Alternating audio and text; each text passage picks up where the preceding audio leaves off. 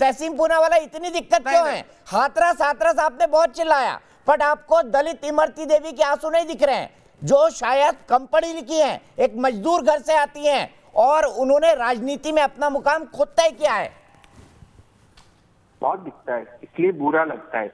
बुरा इसलिए भी लगता है कि विश्वनाथ सिंह की पत्नी को भिक्षु लाल साहू ने, जो बीजेपी के उम्मीदवार, नाम ठीक बोल लो यार, अभी कल तहसीन भाई नाम ठीक बोल लो,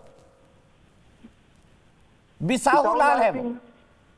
हाँ, तो बिसाहू लाल ही कहा, बिसाहू लाल अंग्रेजी में पढ़ रहे हो, जो बीजेपी के अनूपपुर से कैंडिडेट थे। उन्होंने कहा उनकी पत्नी को कि वो रखेल है। आप सुधांशु जी जो यहाँ पर कह रहे हैं कि कमलनाथ जी गलत है, चलो मोदी जी को नहीं लाते, आप सुधांशु जी कह दे कि उसकी उम्मीदवारी को वापस ले लेंगे। बीजेपी तो पार्टी में डिफरेंस है ना।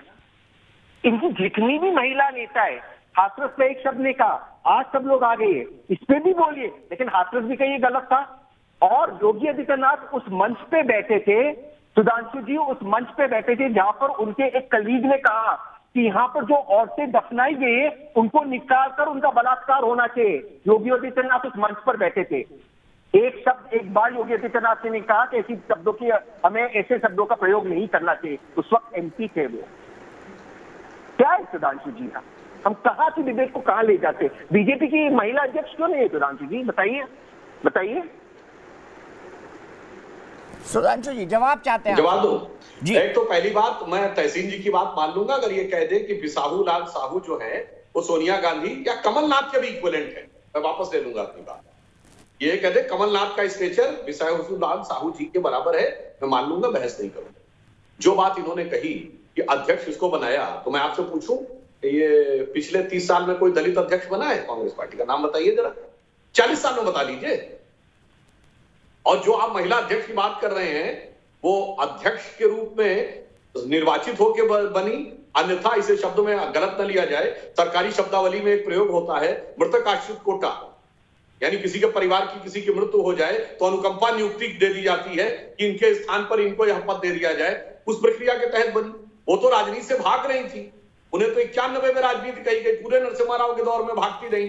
फिर वो 98 में जब लगा कांग्रेस एकदम दरकने जा रही है, तब जाके वो राजनीति में आई। तो हम उस पर नहीं जा रहे, इसलिए कि आप ये कहें कि वो भारतीय महिला का प्रतिनिधित्व करती है, वो एक तो वो आपके ऊपर विचार है। मगर मैं सिर्फ ये कहना चाहता हूं कि इस प्रकार के विषय पे एक छोटी सी बात थी, माफी मांग लेते, कह देते सॉरी मेरे से गलती हो गई, मुझे ऐसा नहीं बोलना चाहिए, क्या फर्क पड़ता है? आप याद करिए, हमारे पूर्व राष्ट्रीय अध्यक्ष नितिन गडकरी जी, मैं उदाहरण देना चाहता हूं, उन्होंने ये बात बोली थी मुलायम सिंह जी और लालू यादव जी के लिए कि शेर की तरह डकरते थे और देखिए कैसे सोनिया जी के सामने अब दुम हिला रहे हैं।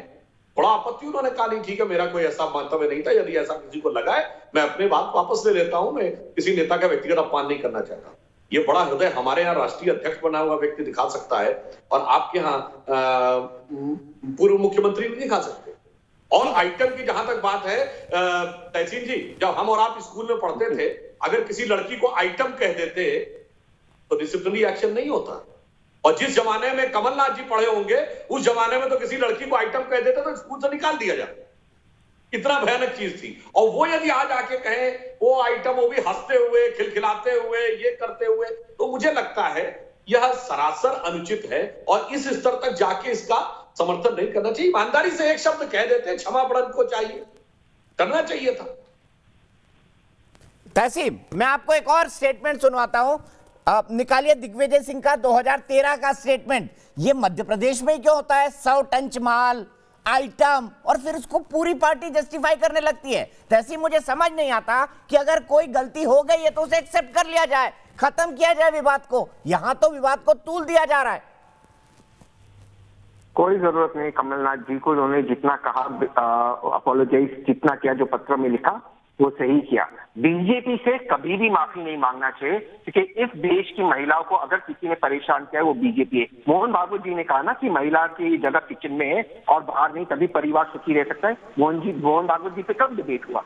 मोहन भागवत जी ने कहा ना परिवार तभी सुखी रह सकता है। तो बीजेपी का कोई अधिकार नहीं है कांग्रेस को भाषण देना। कमलनाथ जी को अगर कुछ करना है तो व्यक्तिगत तौर से करे, लेकिन बीजेपी का कोई अधिकार नहीं। और सीताराम केसरी ओबीसी के और अध्यक्ष थे कांग्रेस के, और 40 साल के अंदर था। और कैसे निकाला था उनको? नेम प्लेट कैसे हटाई थी? तहसीब मैं मौजूद था उस दिन कांग्रेस दफ्तर में, कैसे तोड़ के हटाई गई थी नेम प्लेट, याद है आपको? क्या क्या हुआ था उनके साथ, याद है आपको? एक मिनट जवाब देना चाहता हूँ। प्रश्न ये था कि क्या आपने महिला देखे हैं? कैसे निकाली थी आपने, कैसे निकाला था सीताराम केसरी को, बताइए ना,